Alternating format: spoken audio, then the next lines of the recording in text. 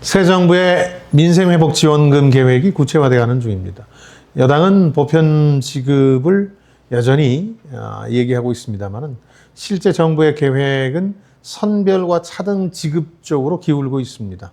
그러니까 상위 10%를 제외하고 취약계층과 소상공인 지원에 초점을 맞추겠다는 겁니다. 일단 정부 여당 그리고 비상경제점검 태스크포스에서 흘러나온 얘기들을 종합해보면 두 차례에 걸쳐서 1, 2차로 나눠 지급하게 되고 1차에는 건보료 기준으로 상위 10%를 제외한 전 계층에 15만 원을 기본적으로 지급하고 후에 계층별로 3, 40만 원씩 선별 지급한다는 겁니다. 2차로 또 10만 원씩 90%의 보편 지급하는 형식인데요. 그러니까 논란이 됐던 보편 지원 또 선별 지급을 좀 절충한 느낌이라고 할까요? 보편 지원의 경우 전 국민 1인당 25만 원이라는 평균 금액도 얼추 맞추고자 하는 느낌입니다. 여전히 재정 건전성에 대한 우려와 포퓰리즘 논란은 야당과 언론들이 제기 중입니다. 저는 민생회복지원금 이걸 대개 지역화폐 형태로 지급하니까 이와 관련된 1조 원을 포함해서 20조 원 규모의 2차 추경을 편성하는데 지난달 재해 관세 대응을 위한 13조 원 규모의 1차 추경이 있었지 않습니까? 그러니까 2차 추경이 되는데 그간 여당 측은 경기 대응을 위한 확장적 재정 정책을 위해서 30조 원 이상 규모의 추경을 주장해 왔는데 이번 2차 추경으로 그 주장이 현실화된 느낌입니다. 근데 이 정도의 추경 규모로 재정 건전성이 갑작스레 악화된다는 건 어불성설일 것 같고요.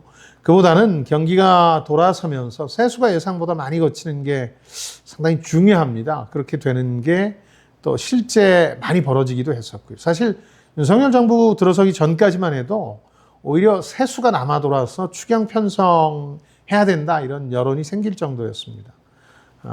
이런 정도의 확장적 재정 정책을 포퓰리즘이다 이렇게 공격하면 전 세계 대부분이 코로나 기간 중에 사실 포퓰리즘 노선을 취했다 이렇게 공격하는 것과 마찬가지입니다.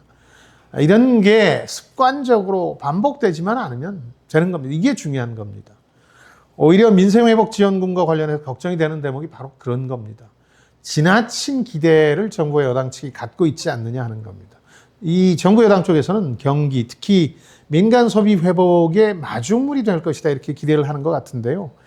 그간의 논란이 오히려 기대를 키운 면도 좀 있다고 하겠습니다. 하도 반대 진영에서 이걸 반대하니까 집착에 가까울 정도로 주장하고 실행하면서 기대가 커졌다 이렇게 볼 수도 있는 거죠.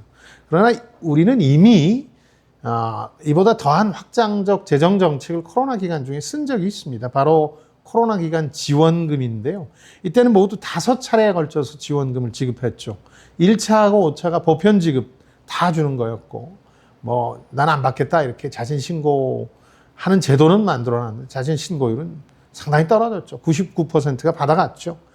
2차에서 4차까지는 코로나로 직접적인 타격을 입은 소상공인을 대상으로 해서 선별 지원한 바가 있습니다. 당시 현재의 민생회복지원금은 훨씬 웃도는 정도로 지원을 했는데 효과에 대해서는 평가가 다양합니다. 오히려 효과가 있었느냐 반신반의하는 분들이 더 많죠.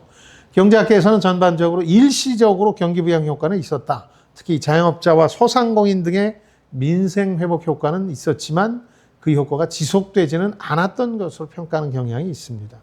자, 바로 여기서 민생회복지원금의 함정이 있을 수 있습니다. 기대가 상당히 컸다가 실제 해보니까 별로 이 경제 지표로 나타나질 않는다. 이렇게 되면 이 정책에 집착하는 정부 여당이 코로나 당시처럼 추가 지원안들을 내놓을 수 있다는 거죠. 이거야말로 이 정책이 재정 건전성이나 포퓰리즘 우려로 이어지는 길입니다. 경기 회복의 마중물까지는 아니고 중산층과 서민의 체감 경기, 그러니까 민생을 조금이라도 즉각적으로 개선하는 정도로만 이 정책을 여겨주시는 게 나중에 잘못되지 않는 중요한 한 방편이라는 걸 명심해 주시기 바랍니다. 지금까지 김방희였습니다. 저는 여러분들의 성공을 응원합니다. 고맙습니다.